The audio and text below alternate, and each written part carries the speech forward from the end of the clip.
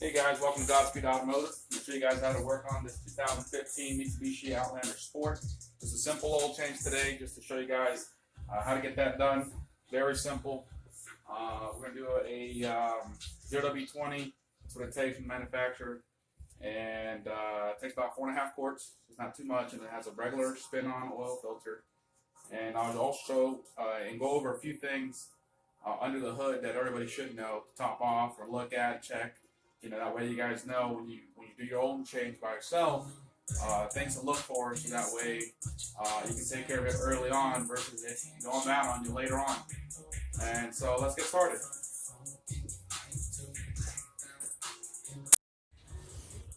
So I'm going to open up the hood here.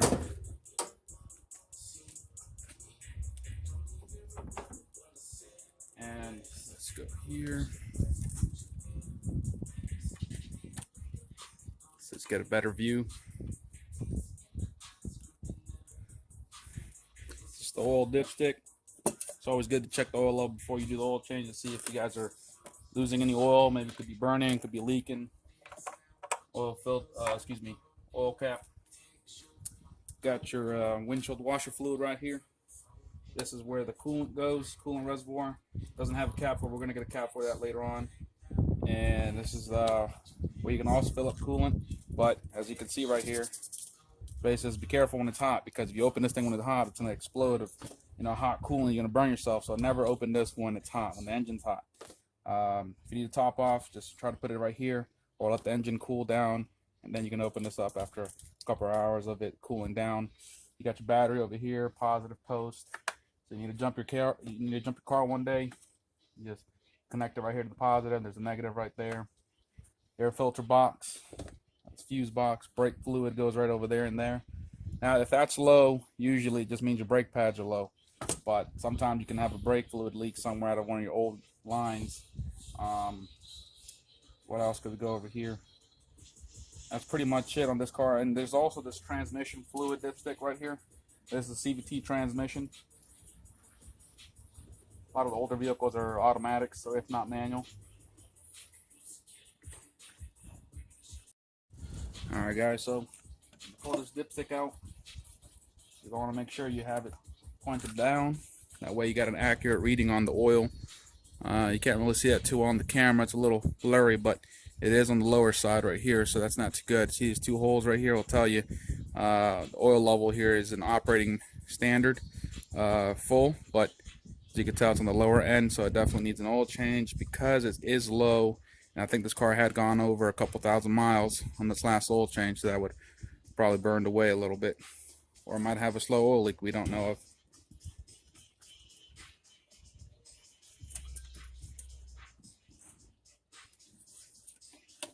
Alright, so now we check the oil level. We're going to go ahead and lift the car and take a look at the drain plug and the oil filter.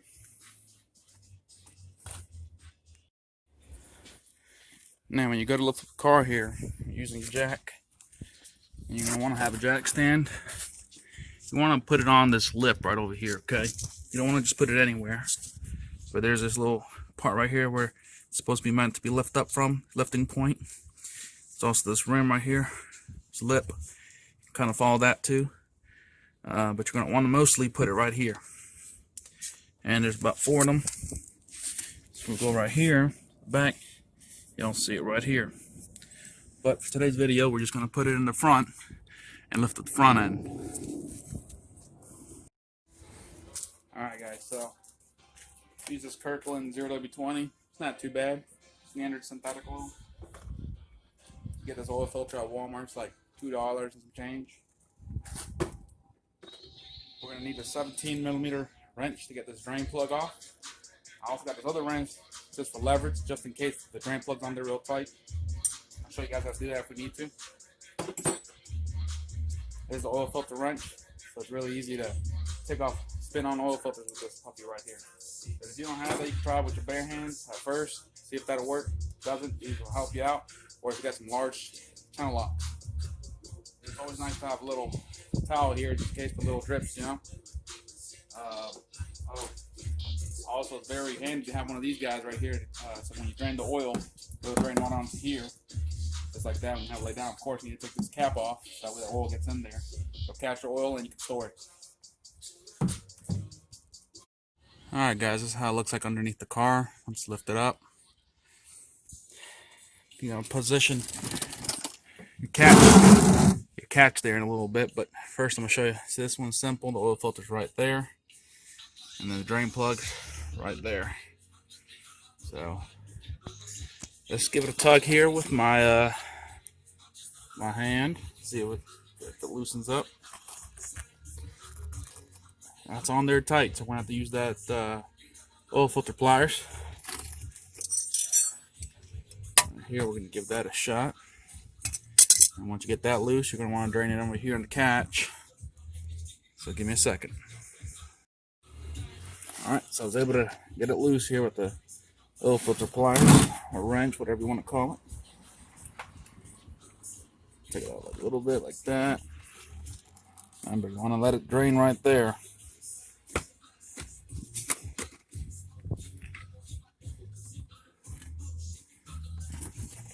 Then, you know, if you got gloves, awesome.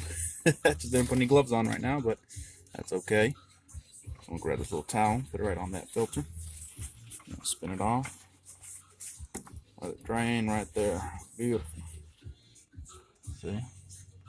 Drains right there. Now that new filter, let's take it out.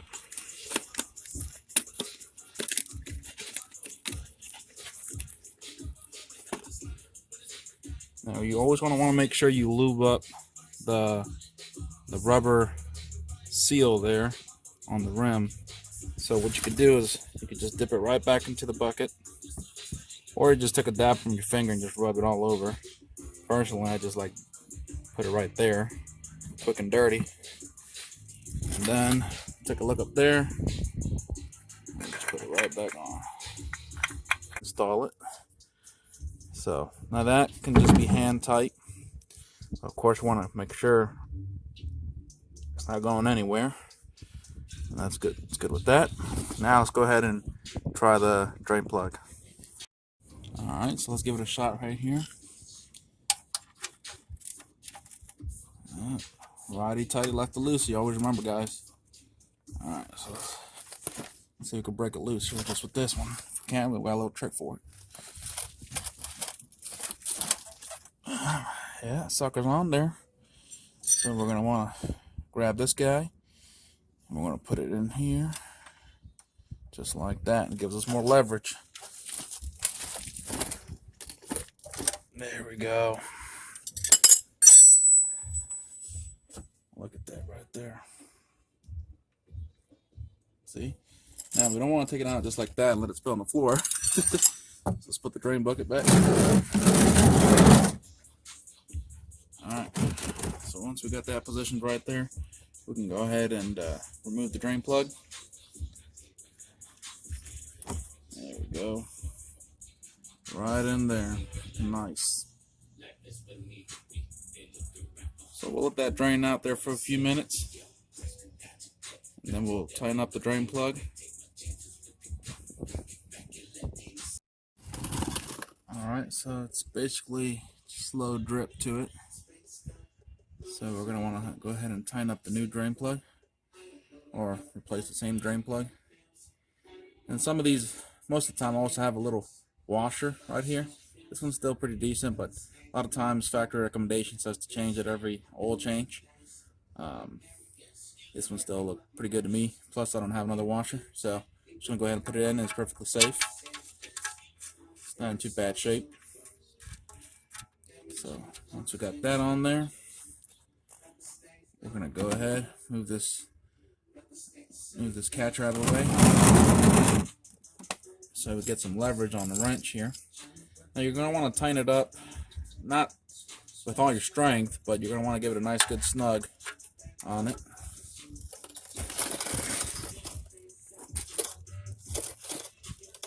There we go.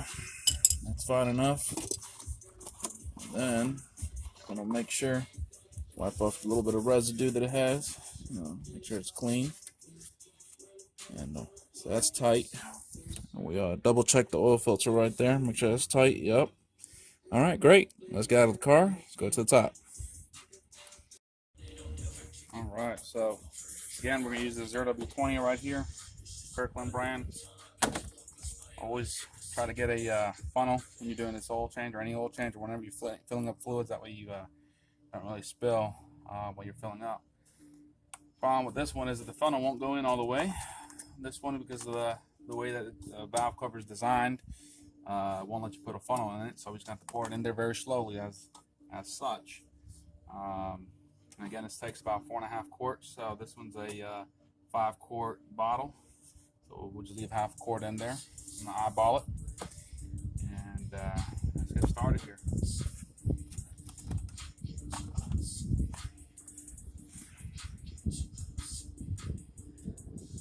Now, when you're pouring a big jug like this, a lot of times it's helpful to pour it from an angle like this and have the bottle on its side like this.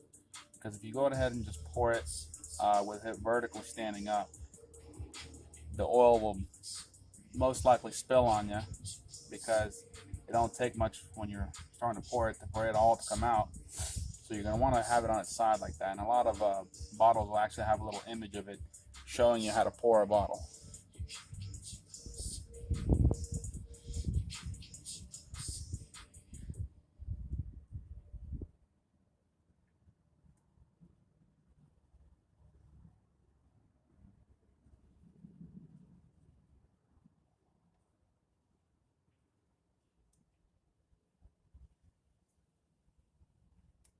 Now this 0W20 oil actually lasts you about 5,000 miles or so per oil change. The manufacturer on different cars have different recommendations on intervals for your oil change. I like to say 5,000 miles is a good interval. Some of them say 7,500, some of them say 10,000 miles. But personally, 5,000 should be sufficient for an oil change for 0W20 or for any synthetic. Now, there's other synthetics out there that claim to protect your engine 10,000 miles, even 15,000 miles, or annual, basically annually an oil change. But the thing about that is they don't know how much you guys drive out there. You guys can drive maybe 10,000 miles in a year, or 15,000 or 20,000 or more. And we don't know what kind of environment you guys are driving in, whether it's city driving all the time, stop and go traffic, or a lot of long distance traveling, or if you live up north where there's more rust because of the snow and salt and all that stuff, or down south, humidity. There's all these variables you got to think about. But I said 5,000 miles, 3 to 4 months. That should be a decent interval for your oil changes.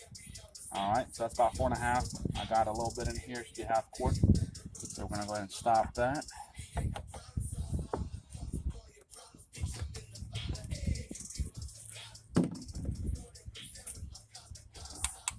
Got a little tap there.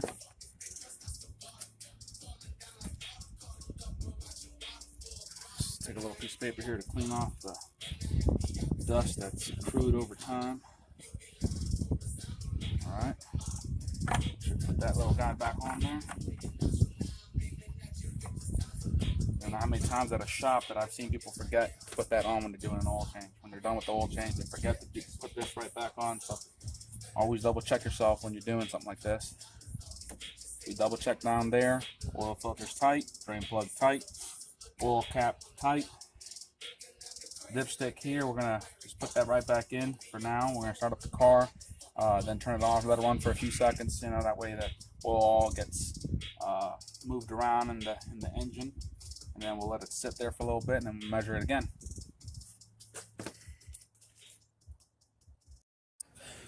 All right, so let's go ahead and start it up.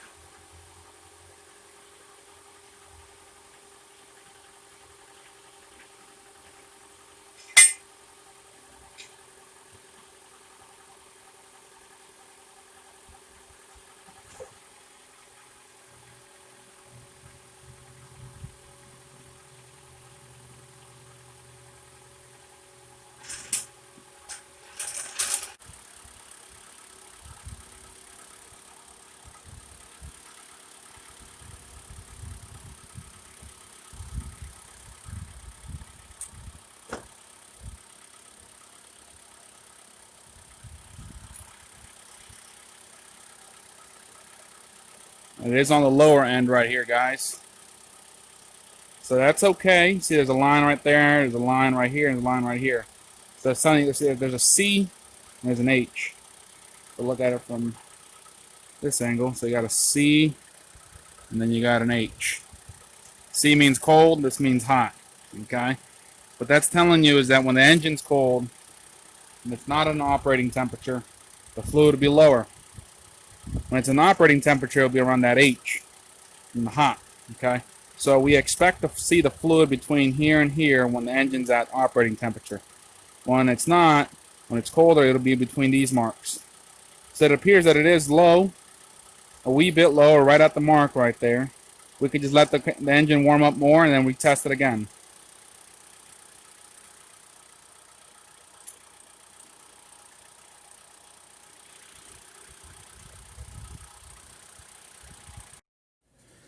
So there you go, guys. That's how you work on that 2015 Mitsubishi Outlander Sport.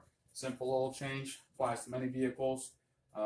Drain plug, spin-on oil filter. A lot of times, those spin-ons, you can probably get them loose with your hands, or if not, use those pliers that I showed you. Some other vehicles might have a cartridge oil filter. They're inside this little canister.